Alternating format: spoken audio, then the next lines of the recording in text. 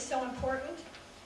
As business leaders, we know the city of Waukesha's economic vitality impacts the county as a whole. We believe the city faces some significant issues of both local and regional importance, such as finding a sustainable, radium-compliant water source, and nearly half our members are located within or near the city's borders. Tonight is an opportunity for you to get to know the two candidates, Incumbent Larry Nelson and the challenger, Jeff Scrima, up close and personal. For several weeks, we have posted their answers to a questionnaire on our chamber's website, but tonight you get to hear their spontaneous responses to questions, some of which were emailed to us by our members. Also in your programs, you'll find an index card. So if you have a question you want to ask, please write it down and raise it up, and one of the chamber staff will come get it from you. Now I'd like to introduce our moderator, Eric Aspenson. Eric is the Communities and Education Editor for the Milwaukee Journal-Sentinel, and he has been based in the Journal-Sentinel's Waukesha News Office since 2003. Please join me in welcoming Eric, and let's get started.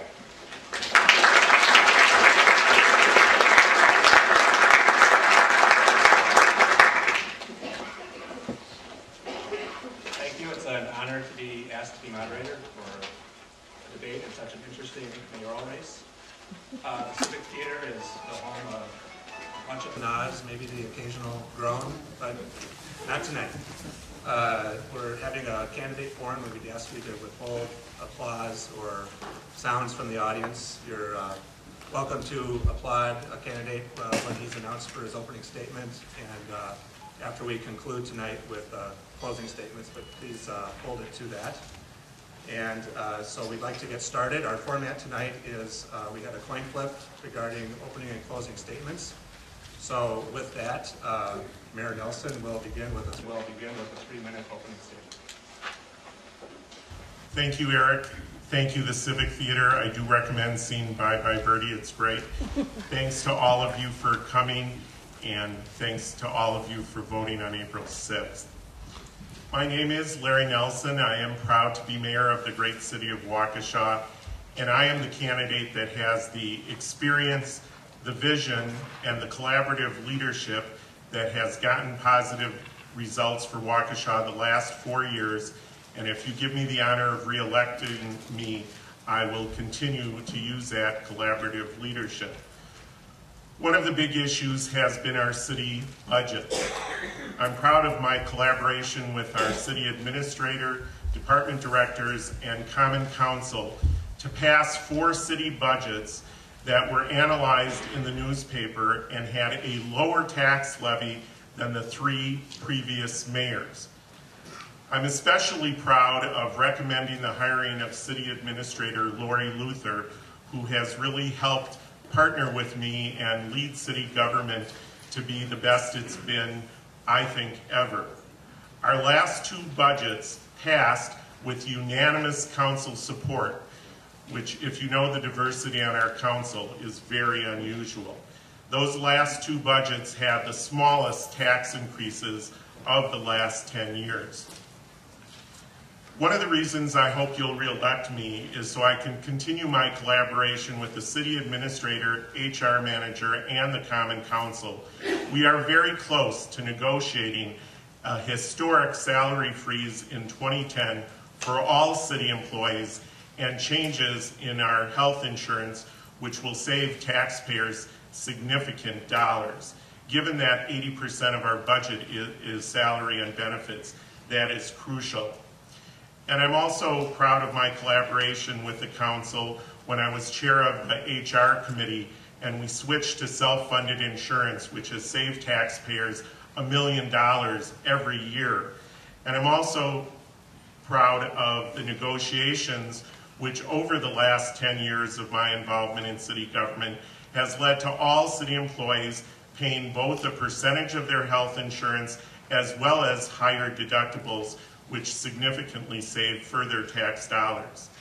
Because of tight economic times over the last 4 years, we have left 16.5 full-time positions that we need in the city. We've left them unfilled to save dollars, and we've had a 2-year civilian hiring freeze.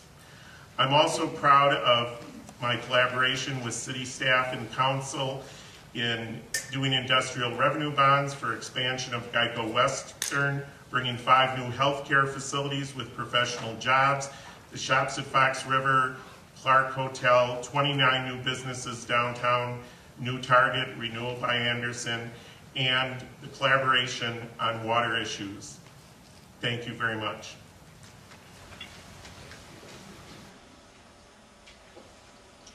Good evening. Thank you all for coming out tonight. Special thanks to the Chamber and the Civic Theater for hosting this event. Does Waukesha have problems? Yes. Often those in power or satisfied with the status quo can't see something differently because they are wedded to old ways of thinking. I believe it's time for a new framework and a new way of envisioning the future of Waukesha. The question really is, what do the citizens of this city want? Do they want a status quo, defensive, reactionary city hall leadership? Or do they want leaders who are focused on identifying problems, asking tough questions, and collaborating to find the best long-term solutions? My campaign is focusing on 3 areas that will affect this city for generations. First area is tax relief. Current mayor has raised the tax levy 22% in the last 4 years. This is not an incentive for people to live here or to move here. We have a lot of competition from our surrounding suburbs. Second point of my campaign focuses on jobs. The city has lost over 1,500 full-time jobs the last 4 years.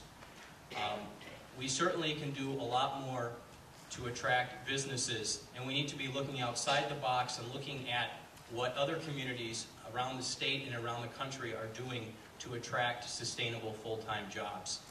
The third point that I would like to focus on is the water. Lake Michigan water through Milwaukee is one of the options.